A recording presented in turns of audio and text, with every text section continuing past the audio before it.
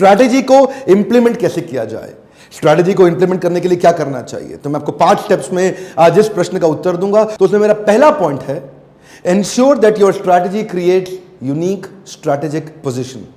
अब जो ये मेरा पहला है ना, पहले के साथ मैं दूसरा भी एक साथ ही एक्सप्लेन करने वाला हूं। एक हिस्सा यूनिक और दूसरा है स्ट्रैटेजिक पोजीशन। तो पहले मैं यूनिक को यानी कि पहला पॉइंट और दूसरा पॉइंट स्ट्रैटेजिक पोजीशन, जिसको मैं अभी एक्सप्लेन करूंगा। पहला यूनिक का मतलब क्या हुआ? यूनिक का मतलब है कंपनी को ना ऐसे ही मत चलाते रहो जैसे चल रही है। कंपनी के अंदर आपको एक tough, clear, bold, unique, distinct set of choices create करनी पड़ेगी। मतलब क्या हुआ? आपकी जो सेट ऑफ चॉइसेस हैं वो इतनी यूनिक, इतनी क्लियर होनी चाहिए कि आपकी कंपनी को अलग से खड़ा करने में, अलग से दिखाने में आसानी हो।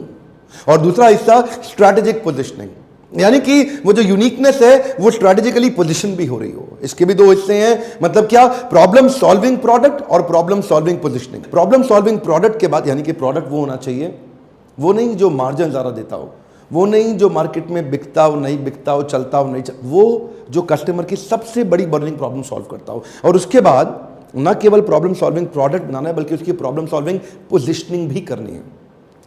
देखिए 2 बातें हैं, पहले समझिए। कई बार क्या होता है, हम लोग ना इंडियन कंपनीज अमेरिकन को इतनी तेज कॉपी करते हैं, ये नहीं समझते कि इस प्रॉब्लम का कितना बड़ा क्वांटम है। इस प्रॉब्लम की मतलब नीड कितनी बड़ी है। यूएस में इस प्रॉब्लम की नीड थी तो वहां प्रोडक्ट बना, चल गया। इंडिया में भी क्या उस प्रॉब्लम का इतना रेलेवेंस है?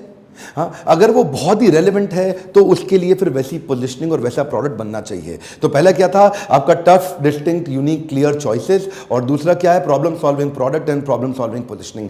अगर स्ट्रैटेजी में आपके ये 2 हिस्से आपको करने हैं, अगर ये 2 हिस्से जो आपको करने हैं वो आपने ठीक कर लिए, तो बाकी के 3 हिस्से आप कंपनी से ठीक करा लेंगे। तो उसमें बाकी के 3 हिस्सों में जो तीसरा पॉइंट आता है, पहला दूसरा हो गया, तीसरा पॉइंट है incentivise the behaviour with emotional value and financial value.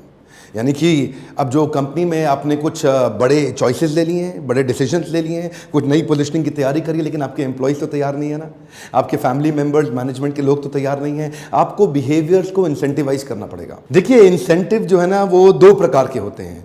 एक होता है इमोशनल इंसेंटिव और दूसरा फाइनेंशियल इंसेंटिव। यानी कि आपको इमोशनल वैल्यू और फाइनेंशियल वैल्यू दोनों क्रिएट करनी पड़ेगी। लेफ्ट ब्रेन भी है, राइट ब्रेन भी है। इमोशनल ब्रेन भी होता है एम्प्लॉय का, लॉजिकल ब्रेन भी होता है एम्प्लॉय का। आपको वो दोनों वैल्यू क्रिएट करनी है।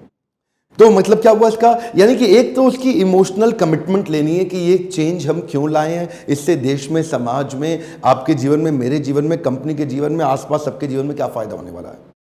यानी कि उसका इमोशनल वाई क्लियर हो जाए कि हम काम कर क्यों रहे हैं। हाँ, तो वो हो गया इमोशनल कमिटमेंट। और उसके बाद हो गया यानी कि इमोशनल इंसेंटिव। अब आ गया फाइनेंशियल वैल्यू, फाइनेंशियल इंसेंटिव। यानी कि जो बिहेवियर वो ठीक करेंगे, नए सेट ऑफ बिहेवियर जो आपने एक्सपेक्ट किया ना, क्योंकि आपने पहले 2 स्टेप्स जो हमने डिस्कस किए थे उसमें बड़े परिवर्तन ले आए, तो अब वो परिवर्तन आपने डिसाइड करें। कंपनी ने तो किए नहीं। एग्जीक्यूशन फेल क्यों होता है? इसीलिए होता है ना कि आपकी स्ट्रैटेजी तो बहुत बढ़िया है, लेकिन नीचे तक सबको समझ में नहीं आया कि इसको अप्लाई करना क्यों है। भाई करना क्यों है, किस लिए करना है, मुझको क्या मिलेगा, क्या नहीं मिलेगा, क्या फायदा, अरे कहीं दिक्कत तो नहीं आ जाएगी, अरे नई समस्या आ गई, अरे नए काम में लगा दिया।